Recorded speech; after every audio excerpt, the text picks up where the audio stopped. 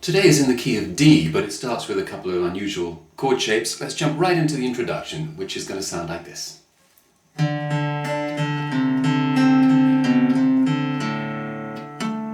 That's part one, and then part two changes the end.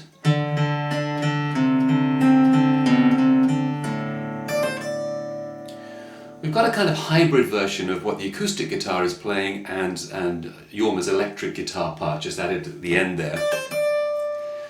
So those two parts make up the intro. So here's our first chord shape. Imagine a C shape, bring it up 2 frets, and take the 4th string finger away. And now you've got a kind of D power chord, as long as you only play these strings. 5, 4, 2, 4, and then bring that shape down 2 frets where it becomes a kind of a C chord and play the same pattern. And then it follows with a simple little lick. 5th string 2 to 3, 4th string open, 5th string open, and he puts a harmonic at the 5th string at the 12th fret, just at the end there. So the rhythm of those 2 bars is 1 and 2 and 3 and 4 and 1 and 2 and 4 and start again. Now you could play that 4 times as your intro, or you can do as I did, the final 3 times, change the harmonic for this. The little electric guitar lick from the record, which is simply the 1st string 10th fret, pulling off to 8th, and then playing 10 again. So 1 and 2 and 3 and 4 and 1 and 2 and 3 and a 4, 1 and 2. Just like that. 3 times. And then you begin to sing over the same accompaniment pattern. You could, if you like, continue to put the electric guitar thing in there. I go back to the harmonic at the start of the vocal. Today I feel like pleasing you more than before. And repeat. Today I know what I want to do, but I don't know what for to be. And now we get the second part of the verse sequence, bar 13 of your tab. It goes to a C major 7 chord, which is C but without the 2nd string finger, and set up this pattern. Down, touch, down, touch, down. Touch is just the bass or middle part of the chord, just with an implied, not implied, you actually touch the strings, you know, but it's not a firm strum. You want to emphasize the strums, and the touches add texture. Down, touch, down, touch, down. 1, 2, and 4. Nothing on 3. Then F goes to E minor, down touch on F, and E minor, down, touch, down for this. Doesn't matter what kind of F you play, whatever you're comfortable with. And then C to D tracks the vocal.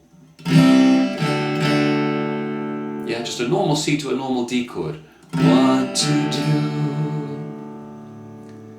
And then what you can do on the final bar of that line, bar 16, is you can either repeat that, or you can again imply the electric guitar part by coming up to an F shape, but with a lying down finger at the 8th fret going to the 10th fret, which is just another way of playing C to D. That's what I like to do. So we get this from bar 13.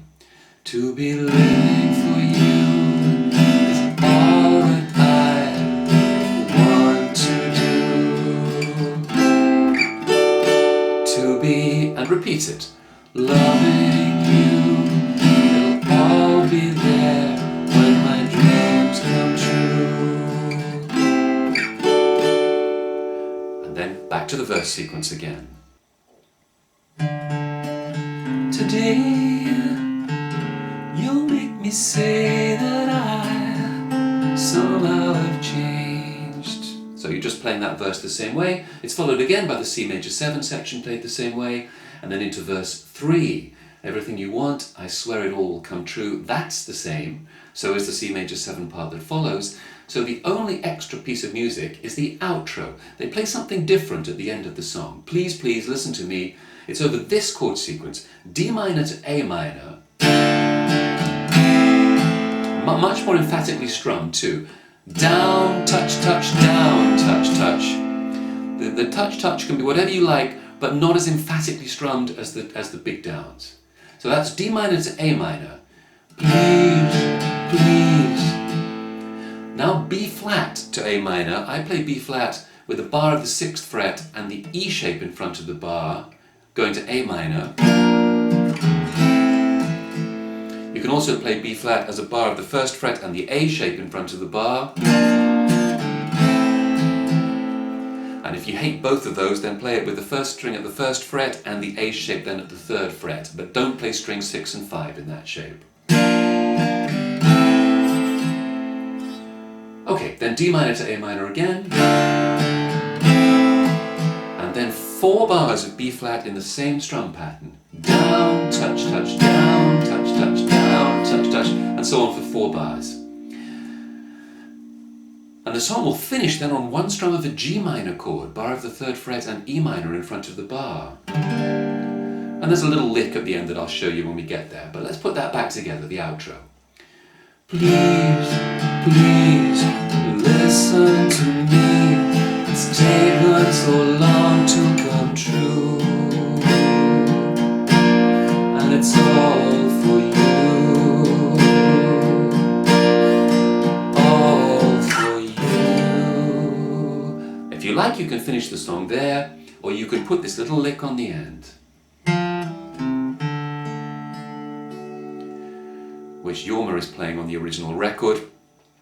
So you've got the 4th string pulling off from 3rd to 2nd fret, 5th string 3rd fret, and then make a D shape as you play the open 4th string, and then come up the strings 3, 2, 1, slowly. There's no rhythm to this lick, to put the D chord back in there, which is a nice way to end it, in fact, because you've switched to the key of D minor for the outro, ended the song on G minor, which now, it's a long way now from the home key of D major, so to put that D major back in at the end is a really nice way of rounding out the song. And that should get it done. That's everything you need for today.